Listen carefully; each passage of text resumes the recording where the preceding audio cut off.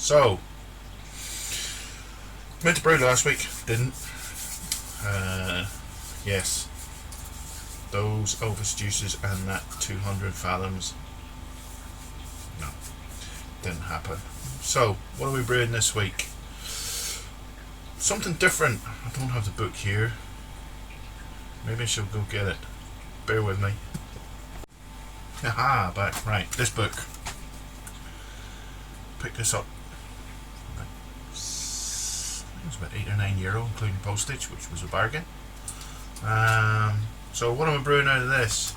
Well, I used to drink this on cask many years ago when I lived in Watford, which was Wadsworth 6X in spoons.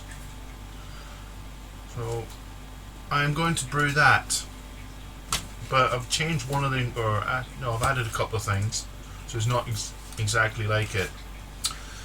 It has Maris Otter. Oh, here we go. Got some crystal malt, but the crystal I have is probably darker than it's in here. Not using the white sugar, so I've increased the Maris Otter to 4.6 kilos. 40 grams of black malt, 90 grams of chocolate rye. Yes, chocolate rye. So, 270 or 250, 270 grams of torrefied wheat, just to boost it a wee bit. I think I've got some fuggles. If not, I'll just find something. Just challenge you there. And they're looking for Goldings hops. We've got some Styrian Goldings, which I think is. See him? Don't think so. But it's gonna do. I've got Northern Brewer there. Yeah, it'll do. So it's not an exact. As for a 90-minute boil and a 90-minute mash, not going to happen. So it's going to be a 60-minute boil, 60-minute mash with a batch sparge for about 20 minutes. So, yeah, okay. It says a flame out addition of 9 grams. Ooh. Yeah, no, I'm not going to go mad on this one. I'm going to stick to pretty much the recipe, hops wise. Yeah, what's going on? Just to tone down the IPAs for a while, because as much as I like them, change is as good as rest, as they say. So, yes, so that's what I'm going to be brewing today. And start underletting. So the grains was weighed out last night, saved a bit of time. As you can hear, panel's been on since about 6:50 on the timer. So finally dragged my fucking ass out of bed at what time? 7:30 this morning. So it was about 50 degrees when I come out here. Just checked everything yet. So we're going to underlet. So back in a minute. Right. Here we go. That's the grain bill, if you can see. We are just started the underlet, so we're going 3 litres per kilo, so we're looking at about 15 and a half, so I'm going to go stick with 15. Coming out of here, into the pump, and in the bottom, and into there. So I've already done a couple of litres. As you can see, probably a bit too fast. Shut it down a bit. Right, I'll catch you when we're mashed in. Oh, I'm sitting at 78 degrees, so it should give me roughly 66, 67. Right, as you can see, we're mashed in.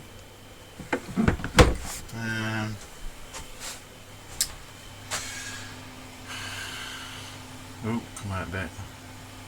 See that, it's not focusing. Come on. Alright. As you can see, we're at 67, but I'm beginning not to trust these cheap PIDs, because when I used to set this at 65, 66, this here would go up to the temp that was indicated here. You think, yeah, bang, great, got me temperature. But I'd also use this Old Faithful as a backup. And this would always be higher. I thought, what's going on? Then I decided one day, oh, I'll just increase this and see what I get. Then it climbed up. So there's these things here are a pain in the arse. So I might have to start getting expensive, change to Cestus ones maybe. Yeah, so if you set it to 65 for the mash tun, you get to 65 and stop. You think, perfect, I've hit the target. No. Go above and see where it actually goes. So it could be a cheap one. Don't know. Well, it was cheap, it was about 15 quid. So yeah, I've seen the Ober ones with the dial on the front for the boil pot. It's going to cost about €60 to get here, but it might be worth it in the long run. But this works, so that's grand. Right, ours mash, and I'll see you then. Right, mash is over. I'm just transferring the first run-ins. Had it recircling for about 5 minutes. Gave it a stir about half an hour, halfway through, just to get it. So HLT's refilled and up to temperature. So once we get this emptied, we can do our second batch barge fly. So see you then. Right, we've been recircling for about 15-20 minutes. Now we're starting our second run-ins and fly sparge. So it's coming in the top, going out the bottom in the boil pot. Yeah, so need to slow this down. I was getting a bit ahead of myself, so that's better. A little bit darker than I was expecting, but it might, as I watch through, it might pale out a wee bit, but I knew it was going to be darker because of the chocolate rye that I put in. So I probably could have done without the black malt, and I knew the crystal was wrong, but you brew with what you got, so it's still going to be a good beer. I'll catch you when we start the boil. Probably will. As you can see, we're just coming up to a nice boil. As you can see, we're getting ready to do a boil over, so I'm just going to dial that back 3/4. See if it settles down. No, it's not going to have it. And halfway.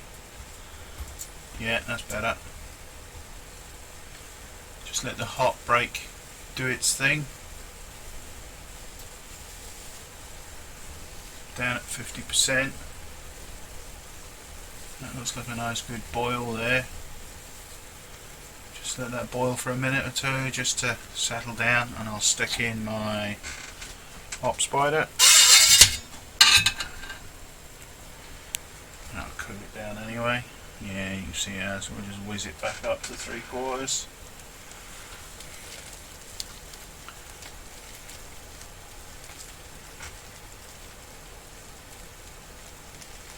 Yeah, that looks good. Yeah, it should get more vigorous. Right, I'll just turn that back. Pull it back a little.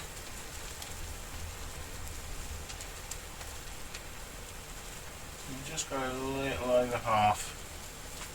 So I tried it at half at the last brew. And wait, I probably over sparge, but my boil off rate probably wasn't as high, so we're going to go a little bit higher this week. So, ready for our first hop edition now, I would think, by looking at that. Didn't have any fuggles, so I went with Willamette, easy to say. So we've got 43 grams, because the IBUs were just a little bit high.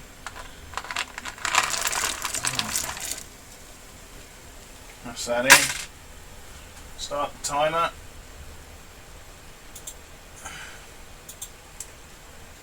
.60-minute boil has started.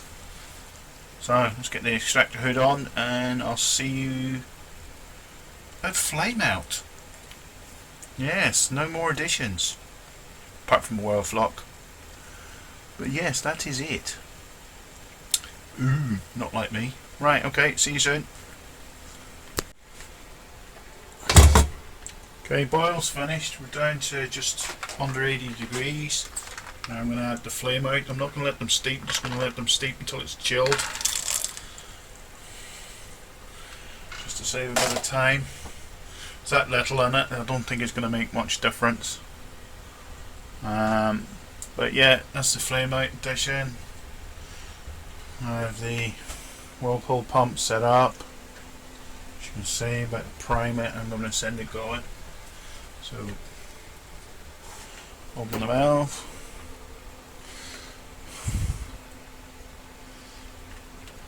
That should get it going, turn it on. Yeah, there we go. Right, let's whirlpool. There she goes, pull her down, get her in the fermenter. Reminds me, must go get it and get it cleaned and sanitised.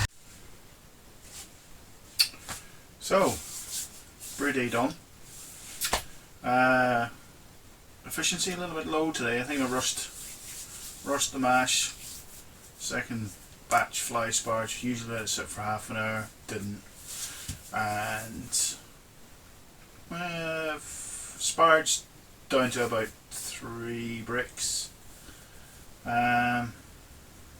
Really poor efficiency today. Only 67%. Rushed it too much. Wanted to get stuff done, which I have now. So I have earned a beer. So, oh yeah, 1.040 should be 1.045. Yeah, big drop. And under hit my target, so that's even worse. I was a litre short. So, should have been alright because it was over 5 kilos of grain in that, so it should have been 4.5, pushing 5. So I don't know what happened there, but hey, that's brewing. So as I said, I'm going to have a beer now, so earned one. Didn't have that many last night, even though it did look rough as hell this morning. Sleep deprivation catching up with me finally at last. But anyway, before I crack it open, what is it? It's one of the big bananas. It's his American brown ale. Pale malt, chocolate, malt, rye, some Caramunic, some Carapels, Magnum, Cascade, and Centennial. Oh, that should be pretty good. 5.4. A bit heavy for a Sunday evening, but anyway. Light hiss. Throws the cork away, doesn't need it. Anyway, where are we at? Right, let's pour this bad boy.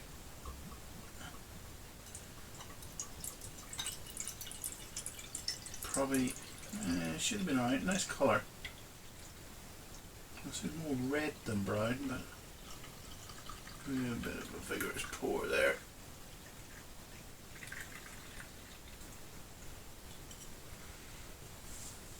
Yeah, bottle condition. There we go. Looks very dark on the camera, but looking at it through the light, it is like a reddy brown. So, I don't know if you can see that. Yes, it's a lovely colour. 10 out of 10 on the colour. Go for a sniff.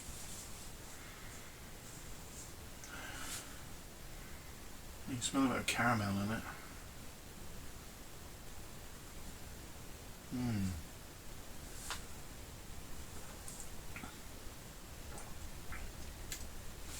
Oh, that is spot. So,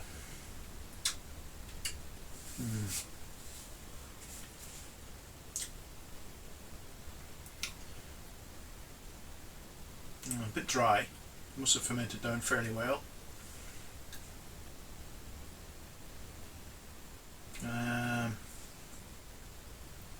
Head's a bit fried now, tired.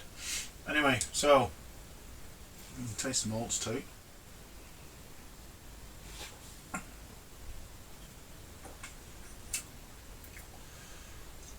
.49 ABUs.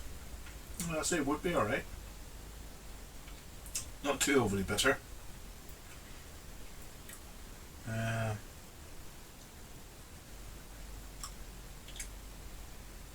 Don't taste much of the hops. It must have been just towards the, Magnum must have been the bitter in for sure. Cascade and Centennial. Don't know when you did the hop additions, but yeah, nice easy drinker. You don't taste much of the alcohol, even though it is 5.1. Cheers, that's a good beer.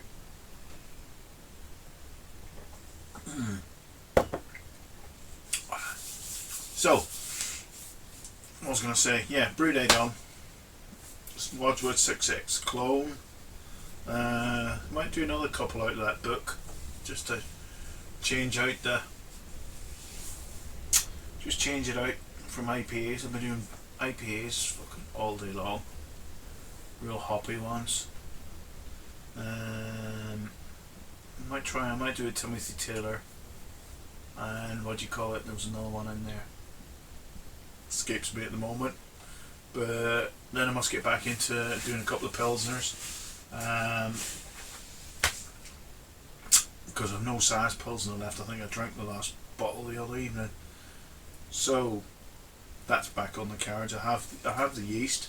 In fact, I have a couple of I have a California lager yeast and a Bavarian lager yeast and an S23, so I've got plenty of yeast to do something with it.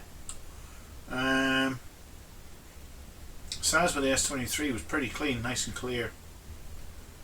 It's quite a good beer, that. So that's probably about 3-4 brews down the line. Stout, there's going to be a stout coming soon. I'll just have to get my head around buying a couple of the ingredients, which are kind of expensive, but more to follow. So enough of my inane drivel. I will catch you next week. Good luck.